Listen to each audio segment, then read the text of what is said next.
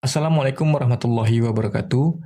Perkenalkan, saya Imam Nugraha, peserta pelatihan dasar CPNS Angkatan 25 tahun 2026, dengan jabatan Peranata Komputer Ahli Pertama pada Dinas Penanaman Modal, Pelayanan Terpadu Satu Pintu, dan Tenaga Kerja Kota Lok Sumawe.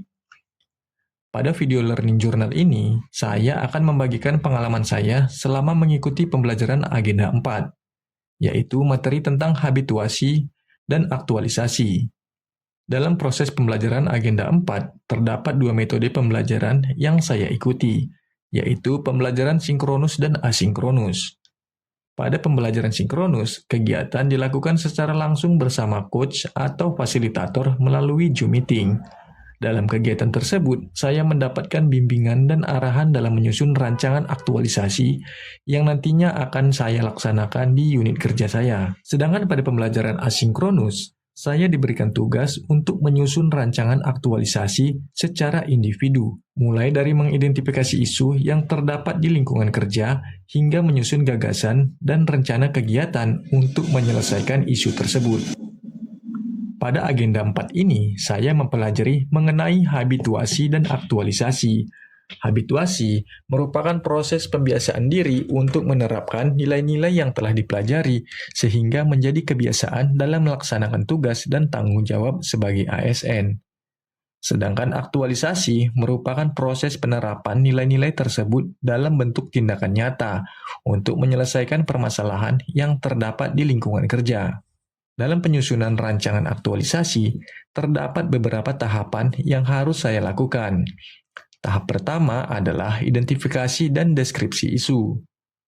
Pada tahap ini, saya melakukan pengamatan terhadap kondisi yang terdapat di lingkungan kerja saya, khususnya pada Dinas Penanaman Modal Pelayanan Terpadu Satu Pintu dan Tenaga Kerja Kota Lok Sumawe. Dari hasil pengamatan tersebut, saya menemukan beberapa permasalahan yang kemudian saya identifikasi sebagai isu yang berpotensi untuk diangkat dalam rancangan aktualisasi. Setiap isu kemudian dideskripsikan berdasarkan kondisi nyata serta didukung oleh data dan fakta yang ditemukan di lingkungan kerja. Tahap kedua adalah penetapan isu. Pada tahap ini, beberapa isu yang telah ditemukan kemudian dianalisis menggunakan teknik APKL dan USG.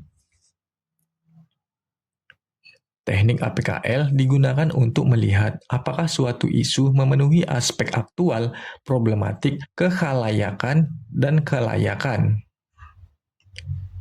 Selanjutnya, teknik USG digunakan untuk menentukan isu yang menjadi prioritas berdasarkan tingkat urgensi, seriousness, dan growth. Berdasarkan hasil analisis tersebut, saya kemudian menetapkan core isu atau isu utama yang menjadi fokus dalam rancangan aktualisasi saya. Tahap berikutnya adalah analisis penyebab isu. Untuk mengetahui faktor-faktor yang menyebabkan isu tersebut terjadi, saya menggunakan metode analisis fishbone. Melalui analisis ini, saya mencoba melihat permasalahan dari berbagai faktor penyebab sehingga dapat diketahui akar permasalahan dan dampak yang mungkin terjadi apabila isu tersebut tidak segera ditangani. Setelah mengetahui penyebab isu, tahap selanjutnya adalah menyusun gagasan kreatif penyelesaian isu. Nah, pada tahap ini, saya merancang sebuah gagasan yang diharapkan dapat menjadi solusi terhadap permasalahan yang ditemukan di lingkungan kerja. Gagasan tersebut kemudian dijabarkan menjadi beberapa kegiatan yang realistis, terukur, dan dapat dilaksanakan selama masa aktualisasi. Selanjutnya adalah penyusunan matriks rancangan aktualisasi. Dalam matriks ini, saya menyusun kegiatan, tahapan kegiatan, output atau hasil kegiatan, serta keterkaitannya dengan nilai-nilai dasar ASN berakhlak yang telah dipelajari pada agenda 2 sebelumnya. Tahapan ini menjadi penting karena membantu saya menyusun rencana aktualisasi secara lebih sistematis dan terarah. Setelah matriks selesai disusun, saya juga membuat jadwal pelaksanaan aktualisasi sehingga setiap kegiatan memiliki waktu pelaksanaan yang jelas dan dapat dilakukan sesuai dengan target yang telah ditentukan. Tahap terakhir adalah penyusunan final rancangan aktualisasi. Pada tahap ini, seluruh proses yang telah dilakukan mulai dari identifikasi isu, analisis isu, penetapan core isu, analisis penyebab, gagasan kreatif, hingga matriks kegiatan dan jadwal pelaksanaan disusun menjadi satu dokumen rancangan aktualisasi yang lebih sistematis. Dalam proses penyusunan rancangan ini, saya mendapatkan banyak arahan, masukan, dan bimbingan dari coach dan mentor saya. Masukan tersebut sangat membantu saya dalam memperbaiki rancangan agar lebih sesuai dengan kondisi dan kebutuhan di lingkungan kerja. Bagi saya, pembelajaran Agenda 4 ini memberikan pengalaman yang sangat berharga.